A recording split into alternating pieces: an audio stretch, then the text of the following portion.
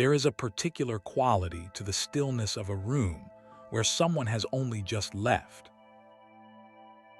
The warmth is still in the seat. The lamp still bends its light across the table. A cup rests at an angle on the edge of a cloth, as though the hand that set it down fully intended to return. There is no drama in this kind of quiet, no tragedy, no urgency, only the gentle, suspended feeling of a life mid-sentence, a breath held between one moment and the next. This is not the silence of absence. It is something richer and stranger than that. It is the silence of presence that has not quite finished, of an ordinary afternoon folded so carefully into itself that even the dust has forgotten to settle. Tonight, we are going to sit inside that kind of stillness. We are going to walk the warm stone streets of a city that was, by every measure, alive. A city of bread and wine and warm water, of painted walls and garden fountains and the smell of fish sauce drifting from a dozen open doorways. A city that the mountain covered so completely and so suddenly that when the world finally uncovered it again, nearly 17 centuries later, the loaves were still in the ovens, the coins were still on the counters, and the fingerprints were still in the clay.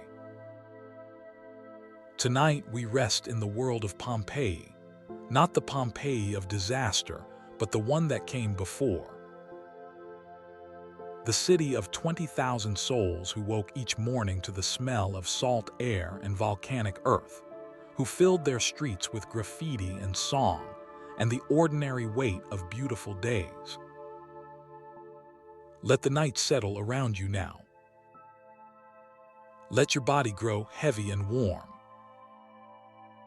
We are going to walk very slowly through those ancient streets, and there is nowhere at all that we need to be.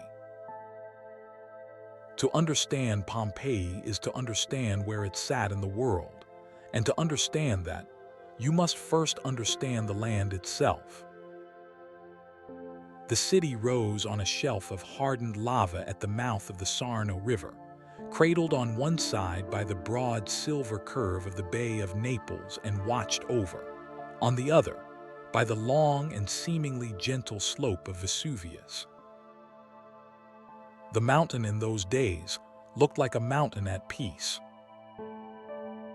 Its flanks were dressed in vineyards and orchards and small settlements, and the volcanic soil was so extraordinarily rich that the region was considered among the most fertile in all of the Roman world.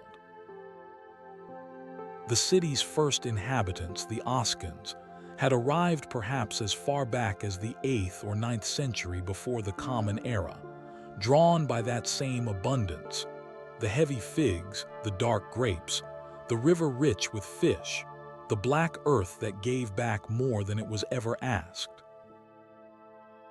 Over the centuries that followed, Pompeii passed through the hands of the Greeks, the Etruscans, and the Samnites, absorbing each culture's architecture and religion and way of moving through the world, before settling into the Roman order around 80 BC and becoming, by degrees, one of the most prosperous trading cities in the Bay.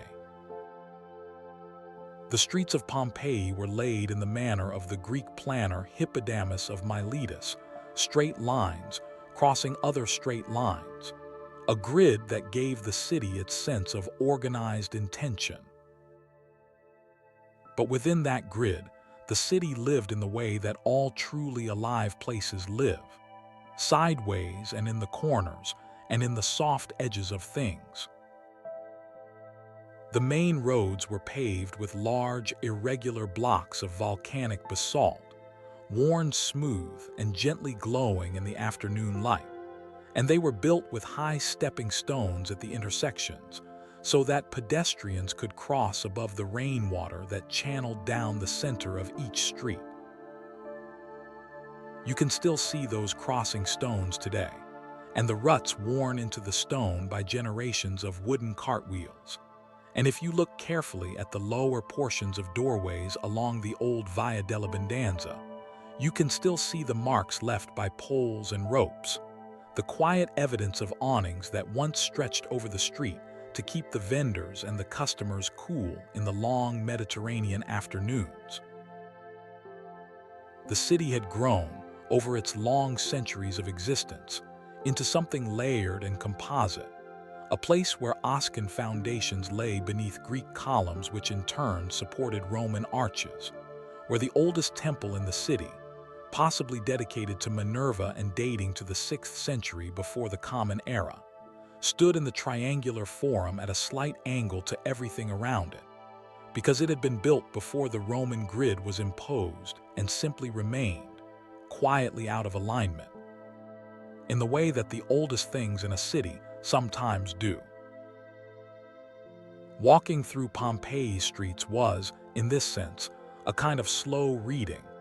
The buildings themselves were a text in which you could trace the city's long accumulation of influence and ambition, if you knew how to look. The city woke, as all Roman cities woke, with the sun. There was no electricity, no artificial separation between night and the working day, and so the Pompeians lived by the rhythms that the light offered them. The first hour after sunrise, what the Romans called the hora prima, brought the shutters open along every commercial street. Shopkeepers pulled aside the heavy wooden fronts that locked their counters overnight. Bakers, who would have risen even earlier to stoke their ovens while the dark still held, now slid long wooden paddles loaded with loaves into the heat. There were at least 31 bakeries in Pompeii, each equipped with heavy millstones of volcanic lava, wood-burning ovens, and a sales counter facing the street. The millstones were often turned by mules. You can still see the worn circular grooves in the stone floors, and the grain they ground was primarily emmer wheat, sometimes mixed with millet or spelt depending on the season and the supply. The bread that came out of these ovens was round and dense, and scored across the top into wedge-shaped portions, not unlike a thick wheel, loaves that a person could break with their hands and carry away still warm, or buy for a few bronze coins and eat standing in the street. The morning belonged to commerce and necessity. Most Pompeians lived without their own kitchens, or with kitchens so small and dark that they served really only as a place to store the water jar and a few clay pots. The Roman kitchen, where it existed at all, was typically a narrow back room with a low masonry hearth topped with tiles and arched recesses below for stacking fuel, and cooking was done on an open fire with iron tripods and bronze pans. But for the great majority of the city's residents, the renters, the freedmen, the workers who crowded the upper floors of Pompeii's many multi-story buildings, the meal was an outdoor proposition. And this is why the city was lined, on almost every block, with the food counters called thermopolia. Archaeologists have identified nearly 80 of them scattered across the excavated streets of Pompeii, and there were surely more in the portions of the city that still lie beneath the earth. At each thermopolium, a long masonry counter faced the street, its surface set with circular openings into which large terracotta jars called dolia were sunk flush with the stone. These dolia held the food of the day, warm stews of pork and fish, lentils, fava beans, braised duck, snails cooked in their shells, and the counter itself was often decorated with painted frescoes advertising the menu, depicting the birds and animals on offer, or simply beautifying the face of the shop with mythological scenes and the figures of gods. One of the most extraordinarily preserved of these thermopolia was excavated between 2019 and 2020 in a section of Pompeii called Regio V, a part of the city that had remained buried and unexcavated since the disaster of 79 CE. The counter was L-shaped, painted in vivid yellow and red, and its frescoes were astonishing in their detail.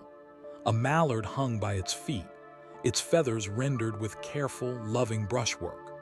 A rooster painted with such vividness that its colors still catch the eye after 2,000 years. A dog on a leash, perhaps a gentle reminder to customers passing with their animals.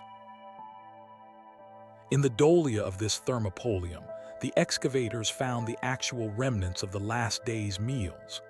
Duck bones and goat bones, fish remains, snail shells, crushed fava beans that may have been used to flavor the wine as Roman culinary texts describe.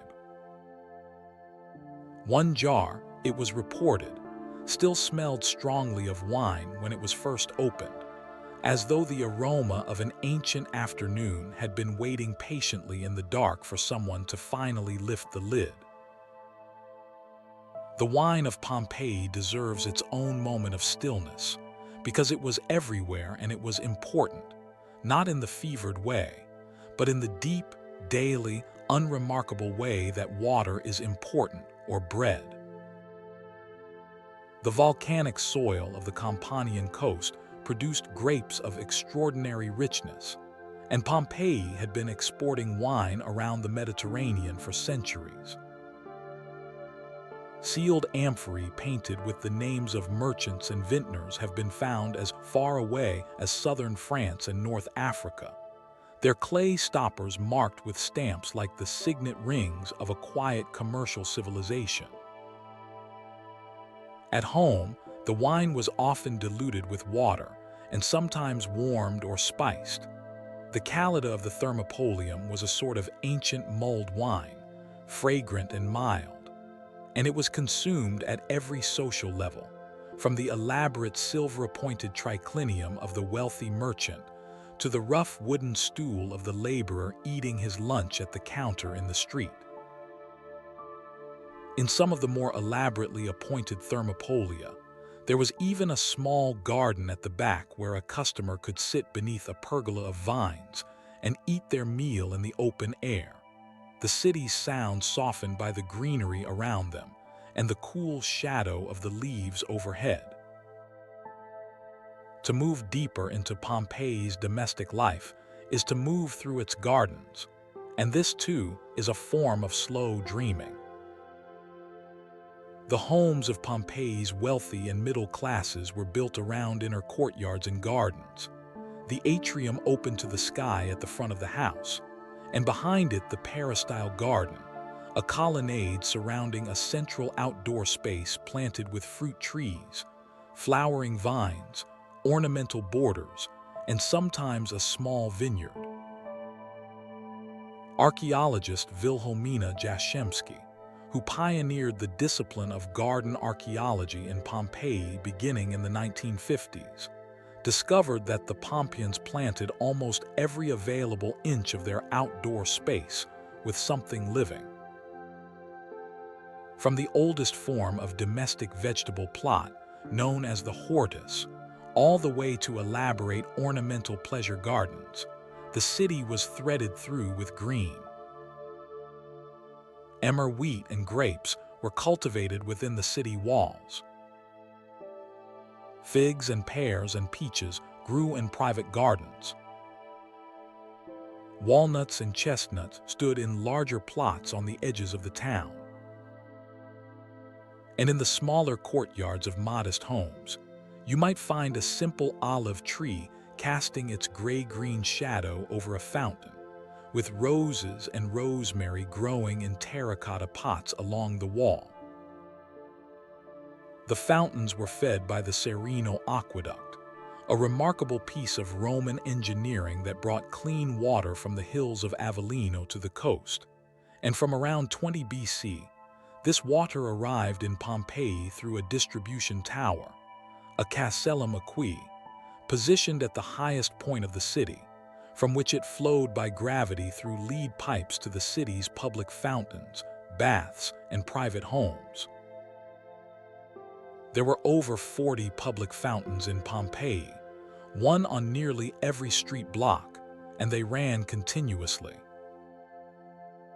The sound of water falling from a stone spout into a stone basin, unhurried and uninterrupted, must have been the ambient music of the Pompeian street, a sound so ordinary it became invisible, like the breathing of the city itself. In the private gardens, more elaborate water features were fashionable. Small pools, ornamental channels, painted garden nymphea with niches for statuettes of Bacchus or Venus or Neptune, their plaster backs painted brilliant blue and studded with shells. The house of Neptune and Amphitrite in nearby Herculaneum, which was preserved by the same eruption, still shows its extraordinary garden nymphaeum with a mosaic of Neptune and his wife set into the wall above a cascade of shells and colored stone. A piece of decorative ambition so confident and so tender that it seems less like ornament and more like devotion, the expression of a household's particular joy in beauty for its own sake. In 2020, working from the evidence of carbonized plant remains, root voids in the earth, seed impressions, and pollen records, archaeologists carefully recreated the gardens of several Pompeian houses, including the house of Julia Felix, the house of the Golden Cupids, and the Garden of the Fugitives. These gardens, replanted in the species and arrangements that the ancient evidence suggested, now grow again in the Pompeian sunlight, and standing in them today, one has the peculiar sensation of being inside a reconstruction that is also somehow entirely real, of standing in a garden that is both ancient and brand new, that smells of the same rosemary and fig it has always smelled of, that bends in the same sea wind. The walls of Pompeii's houses were alive with color, in a way that is easy to underestimate when you see only photographs or faded reproductions. Roman fresco painting involved applying pigment to wet plaster, a technique demanding speed and confidence and a steady hand, and the colors that resulted were made from minerals: red and yellow ochre from iron-rich earth, green from copper compounds, deep Egyptian blue from a frit of sand and copper, and the extraordinary cinnabar red that was Pompeii's most famous pigment, a color so rich and warm it seems almost to generate its own light. Every room of consequence in a wealthy Pompeian home was decorated this way, the walls divided into zones by painted architectural elements, the upper sections populated with scenes from mythology or landscape painting, the lower sections mimicking the look of marble panels in a range of colors that real stone could never quite achieve. In the more modest homes, the ambition was simpler, but the instinct was the same. Something beautiful on every surface, the human desire to transform a bare wall into a world. The House of the Faun, among the grandest private residences in Pompeii, covered an area equivalent to an entire city block, and its floors were decorated with one of the most famous mosaics of the ancient world, a great battle scene rendered in thousands of tiny tesserae. Though other rooms were appointed with simpler, but no less lovely geometric patterns in black and white stone, the cool tessellated floors that kept the summer rooms from growing unbearably warm. The house took its name from a small bronze statue of a dancing faun found in its central pool, a figure so alive with movement that it seems impossible it is not about to tip and fall. Smaller homes had their pleasures too, a painted lararium, a household shrine set into the wall of the entrance corridor or the garden, before which the family would make offerings of incense and food each morning, invoking the protection of the Lares. the household gods, whose cheerful painted figures stand with their offerings and their serpents in countless corners throughout the city.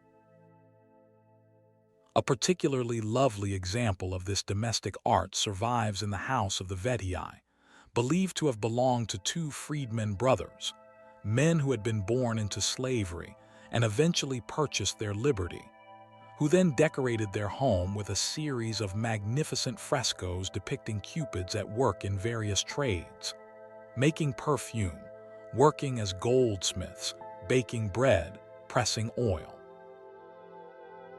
The frieze is charming and deeply human, this vision of love's divine energy applied to the honest labor of ordinary craftsmen, and it tells us something important about who these men were and what they valued, that they found beauty not in the aristocratic world they had left behind, but in the skilled work of making things with one's own hands. Beyond the domestic hearth, Pompeii's religious life was everywhere, and it was layered in the way that all genuinely lived religion tends to be, part formal, part personal, part ancient habit, and part daily improvisation. The city's great public temples anchored the Forum and the surrounding streets. The Temple of Jupiter, rising on its tall podium at the north end of the Forum, its fluted columns visible from a great distance, was the city's main civic temple and had been built in the mid-2nd century BC at the moment when Roman influence over Pompeii was solidifying, and the Roman Jupiter was beginning to supersede the older Greek Apollo as the city's presiding deity. Next to the Forum, and older even than Jupiter's temple, stood the sanctuary of Apollo, its origins reaching back to the 6th century BC, when Pompeii was still under the influence of the Greek world. And you could feel that antiquity in the way the temple sat, as noted, slightly off the Forum's axis, as though it predated the geometry that had grown up around it and simply refused, gracefully, to conform. But it is in the smaller and stranger corners of Pompeii's religious life that the city reveals something more intimate. The Temple of Isis, tucked behind the large theater complex, is one of the best preserved sacred buildings in the entire Roman world, and its presence in Pompeii speaks to the remarkable cosmopolitan reach of the city's spiritual imagination. Isis was an Egyptian goddess whose cult had spread throughout the Mediterranean, carried by merchants and sailors and freed slaves, and her appeal lay in part in her promise of resurrection and personal salvation, a more intimate relationship with the divine than the civic, often impersonal religion of Jupiter and his colleagues could offer. The Temple of Isis in Pompeii was completely rebuilt after the earthquake of 62 CE. An inscription tells us that the reconstruction was funded by a wealthy freedman named Numerius Papitius Ampliatus, who paid for it in the name of his 6-year-old son Celsinus, an act of generosity that earned the child admission to the local senate despite his youth. The inscription has been sitting on a wall for 2,000 years, and it still reads like what it is: a father's careful investment in his child's future, expressed through a gift to a goddess. Along many of Pompeii's streets, at intersections and in the recesses of doorways, smaller shrines called ediculi stood at eye level, painted with images of the Lares and other protective deities, their painted offerings of wine and cake bright against the plaster. These were not private shrines but communal ones, tended by the neighborhood and visited in passing, a brief pause in the morning walk to the market, a pinch of incense pressed into a small brazier, a whispered word. Religion in Pompeii was not an interruption of ordinary life. It was woven so completely into the fabric of the day that the boundary between the sacred and the domestic was nearly invisible. The hearth was sacred, the doorway was sacred, The crossroads was sacred, and the morning greeting at the lararium was as natural and as unremarkable as putting on your shoes. Life in Pompeii was also a public life, spent in the streets and baths and forum, with a frequency and comfort that the modern world's more privatized existence can make hard to imagine. The city's baths were not merely places of hygiene but the social architecture of the day. They were where you met the people you needed to meet, where you learned what had happened in the city, where you spent the long, warm hours of the early afternoon when the work of the morning was done. There were at least 3 large public bath complexes in Pompeii and several smaller establishments, all operating on the same general principle. A series of rooms of gradually increasing heat, from the cool frigidarium with its cold plunge pool to the warm tepidarium lined with benches and heated from below by a system of hypocausts, hollow floors through which warm air circulated. And finally the caldarium, the hot room, often domed and lit from above by a circular glass window that filtered the light into something amber and soft. The bather moved through these spaces slowly, pausing in each one to sweat and converse, and be attended by servants who scraped the body clean with curved bronze instruments called strigils, rubbing in oil, and then drawing it off along with the day's accumulation of grime. Entry to the baths was inexpensive enough that slaves could attend, and women had either separate facilities or separate hours, though the arrangements varied by establishment. The Stabian baths, the oldest in the city, dating from at least the 2nd century BC, had separate wings for men and women, and their changing rooms still retain painted niches where the bathers stored their belongings, small cubicles in a row, each with a number painted above it, like a system that required no explanation because it was simply logical and human.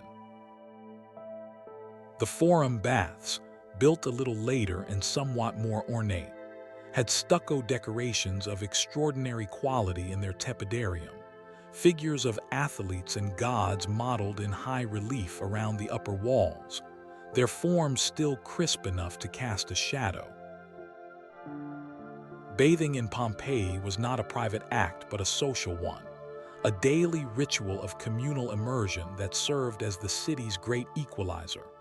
The place where the merchant and the craftsman and the laborer all arrived in the same state of undress, moved through the same warm rooms, and emerged into the same afternoon light. Saturdays were market days in Pompeii.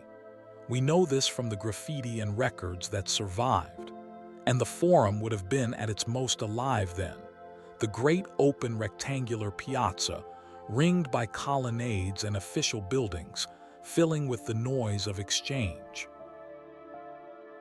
The Forum was the center of the city's civic and commercial and religious life simultaneously. At one end, the great Temple of Jupiter, its tall columns visible from a distance.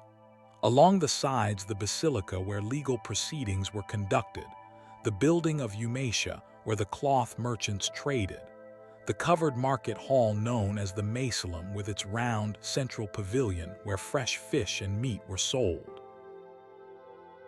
The election notices painted directly onto the walls of buildings throughout the city, over 3,000 of them have been recorded, speak to a political culture that was genuinely participatory at the local level.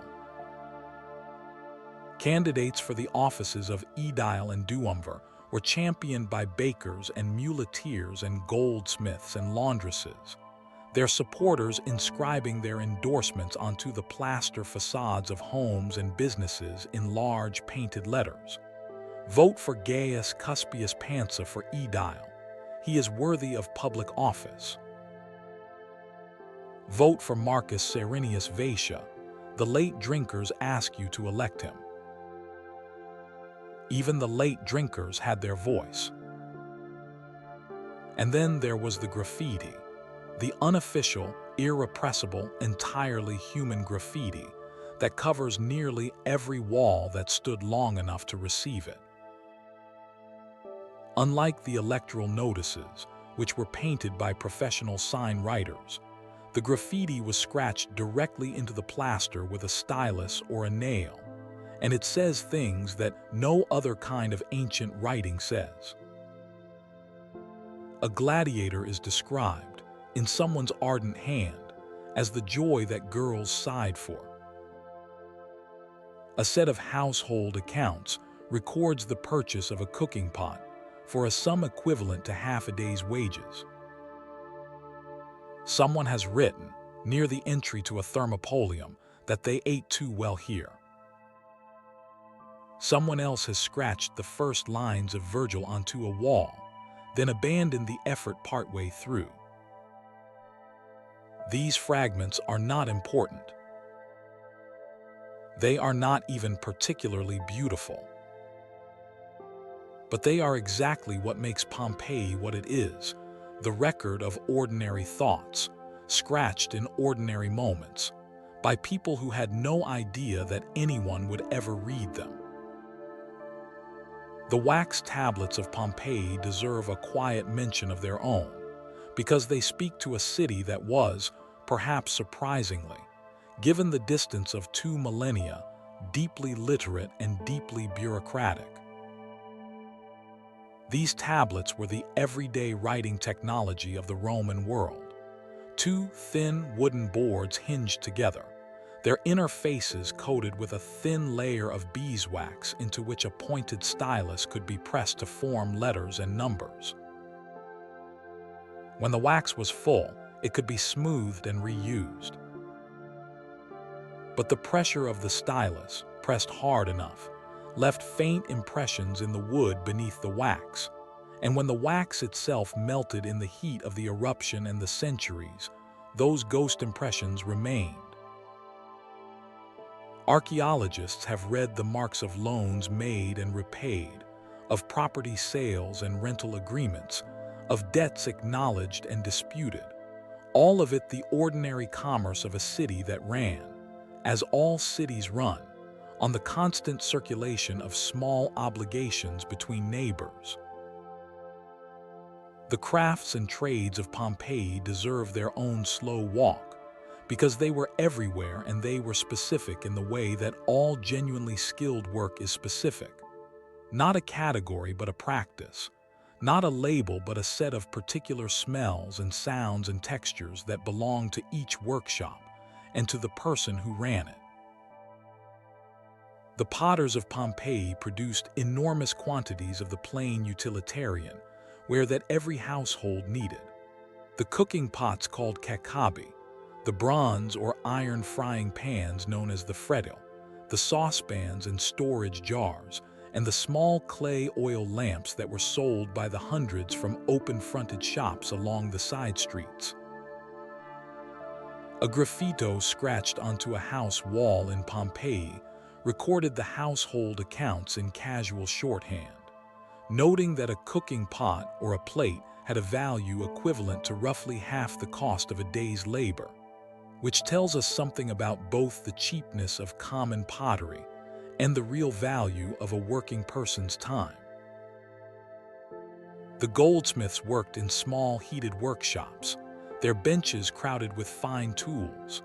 The tiny hammers and gravers and draw plates needed to produce the delicate gold earrings and garnet-set brooches that wealthy Pompeian women wore, and the smell of hot metal and oil hung permanently in the air around their doorways. In the house of the Bedtime, as we have seen, the freedman brothers who owned that magnificent painted home had their triclinium walls decorated with a frieze of cupids working at precisely these trades. The little winged figures bent over a goldsmith's bench, carrying trays of cakes from a baker's oven, pressing grapes, selling garlands of flowers in a market stall. Work for the Pompeians was not something separate from life. It was the texture of life itself. The fulleries processed the wool that clothed the city, and the dyers who worked alongside them produced the range of colors that distinguished one rank and one identity from another in the Roman street. The deep Tyrian purple that was reserved for the very highest, the saffron yellow of a celebrant's veil, the natural undyed white of the toga that every Roman male citizen was required to wear to formal civic occasions, even though it was impractical and difficult to keep clean. Which is presumably why the fullers were so busy. The tanners and leatherworkers occupied the eastern edge of the city, near the river, where the water could carry away the unpleasant residues of their work, and the smell of their quarter would have been as distinctive as the smell of the garum factories on the city's other margins. Both essential, both unavoidable, both simply part of the olfactory reality of living in a place where everything that was needed was made nearby. Moving along Via dell'Abbondanza, the main commercial artery of the city, a pedestrian in Pompeii's last years would have passed a continuous, unbroken line of activity. The open-fronted shops of the cloth merchants displaying bolts of fabric in the morning light, the ironmonger's workshop, where the smell of the forge drifted out across the stepping stones, the company, the inns and wine shops, where travelers and locals sat on stools along a battered counter and drank their cups of diluted wine in the midday shade, the barber's shop where men sat on a wooden stool to have their hair cut and their beards dressed with scented oil, the perfumers where small bottles of unguentum made from roses or lily or nard waited on a shelf for someone to lift the stopper and breathe them in. The street was the city's living room, its market, its theater, its social network. And to walk it slowly, as we are doing now, is to feel the density of a world that had very little private space and very great public warmth. Outside the city walls, Pompeii's life continued in the great suburban villas that lined the roads leading from the gates, and none of these is more extraordinary than the Villa of the Mysteries, set on a low hillside some 400 meters from the Herculaneum Gate, with a veranda that in ancient times looked directly out over the Gulf of Naples. The villa was a working agricultural estate as well as a luxurious residence. It had a wine press, a bakery, a stable, and the small craft rooms where the estate's slaves and workers lived and labored. But it is known to the world entirely because of a single room, a large triclinium whose 3 walls are covered floor to near ceiling with one of the most astonishing painted sequences in the ancient world. The frescoes of the Villa of the Mysteries, painted in what art historians call the Second Style, depict a sequence of life-size figures, women, satyrs, winged beings, a child reading from a scroll, a woman reclining in apparent exhaustion, a dancer caught mid-spin against the deep cinnabar red that has come to be called Pompeii red, a color so saturated and so warm it seems lit from within. The precise meaning of this sequence has been debated for as long as scholars have looked at it, and the debate itself has a kind of beauty, because the frescoes clearly meant something very specific to the people who commissioned them and the people who gathered in that room, and yet they have successfully kept their secret across 20 centuries. The most widely accepted interpretation is that they depict a young woman's initiation into the mysteries of Dionysus, the god of wine and transformation, whose cult promised not just the pleasures of the present moment, but some form of transcendence beyond it. The initiate moves through her rites in the painted sequence, reading, preparing, encountering the divine, undergoing a symbolic ordeal, and finally being received into a new state of being. It is, when you stand in that room, an extraordinarily moving thing to look at, not because of what it means, but because of what it is. A room where something important happened, and where the walls remember it. The seasons turned in Pompeii as they turn everywhere, but with a particular quality that the volcanic soil and the sea air gave to everything. The autumn was the most important time of the agricultural year, and there is growing evidence, based on the kinds of food found in the shops and on the clothing on the preserved bodies, and on the stage of the wine fermentation jars found sealed in cellars, that the eruption of Vesuvius may have occurred not in August, as Pliny the Younger recorded, but in October or even November. The chestnuts found at the nearby site of Oplontes would not have matured before mid-September. The fermenting jars were sealed, as they would have been at the end of October's harvest. The people buried in the ash wore heavier clothing than summer demanded. If this reconstruction is correct, then the eruption came at the moment when the harvest was complete, when the wine was beginning its long transformation in the dark, when the city was as full and as ready for rest as it ever was.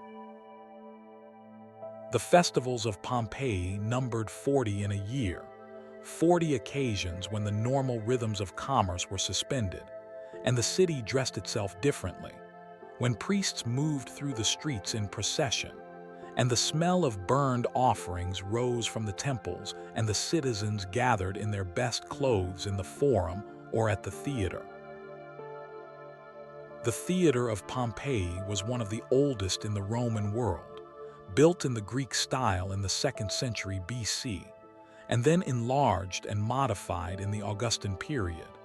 Its cavea carved into the natural slope of the hill, so that the audience sat within the earth as much as above it. Comedies and farces were the most popular offerings, and the walls of the theater district were painted with scenes from the plays of Menander, the great Athenian playwright, whose characters and situations apparently resonated across centuries and cultures. Next to the theater, a small roofed concert hall, the Odeum, was built around 75 BC for more intimate musical performances, its roof preserving the sound and the intimacy in a way that the open theater could not. There is a quality to the light in Pompeii that the ancient residents would have known so well they could not have named it. The particular warmth of Campanian afternoon sun on pale stone, the way the shadows of column drums fall in clean dark ovals across a warm floor, the shimmer of heat above the basalt road in the long stretch between noon and the first cooling of evening. The people who lived here were keenly aware of light and its uses. Their homes were oriented to capture it and also to shade it. Deep porticos and overhanging eaves kept the worst of the summer heat out of the rooms, while south-facing gardens and courtyards gathered the winter sun and held it. The lamp, fueled with olive oil, shaped from clay or bronze in the form of a small shallow dish with a wick floating at its spout, was the technology of the evening, and the Pompeians had thousands of them, in every style and quality, from rough workshop lamps to elaborate hanging fixtures of bronze with multiple wicks, suspended from the ceiling of a wealthy triclinium, and casting a warm golden light across the reclining diners and their laden tables. The food on those tables would have included, depending on the season and the household's means, a great range of what the volcanic soil and the surrounding sea could provide. Emmer wheat bread, olives, figs, pears, walnuts, pine nuts, chickpeas, broad beans, onions, and garlic. Fresh and preserved fish, including the pungent fermented fish sauce called garum that was Pompeii's most important industrial product, and perhaps its most characteristically Roman flavor, sharp and salty and deeply savory, made from layered fish and salt left to ferment in large vessels in the sun for weeks or months, then pressed and bottled in the small amphorae that were exported across the empire. The garum of the Campanian coast, and particularly a premium variety made from mackerel, was considered among the finest in the Roman world, and the factories that produced it stood along the edges of the city, their smell a permanent presence in the air, so ordinary to those who lived with it that it ceased to register as anything but the smell of home. The women of Pompeii left more traces of their presence than women in most ancient civilizations, because Pompeii left traces of everything. A businesswoman named Eumatia, possibly a priestess of Venus and certainly a figure of significant commercial power, funded the construction of the great cloth merchants' hall in the forum that bears her name, and her marble portrait statue was set up inside it by the Fullers' Guild in recognition of her generosity. The fullers, the launderers and wool processors of the ancient city, occupied an important place in Pompeii's economy and apparently had the civic pride and the funds to commission portrait statues. Their workshops, the Felonii, were scattered through the city, identifiable by the large vats set into the floor in which workers trampled cloth with their feet in solutions of water and human urine, collected from the public urination pots placed outside the workshops, to clean and bleach the wool. The walls of the Folonica of Veranius Hypsius show a painted frieze of the entire fulling process, the cloth workers depicted at each stage of their labor with a clarity and detail that has allowed modern historians to reconstruct the industry step by step.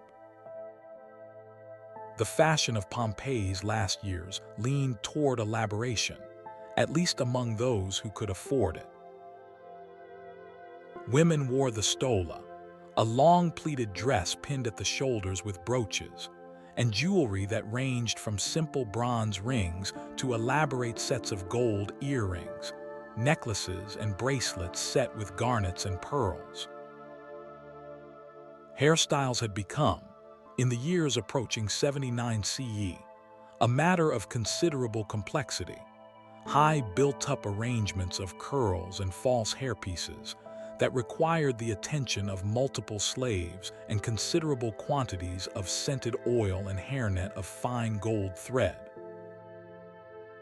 The blonde hair of Germanic and Celtic women, often slaves, was prized for wig making, and those who could not acquire it sometimes dyed their own hair pale with preparations of plant matter.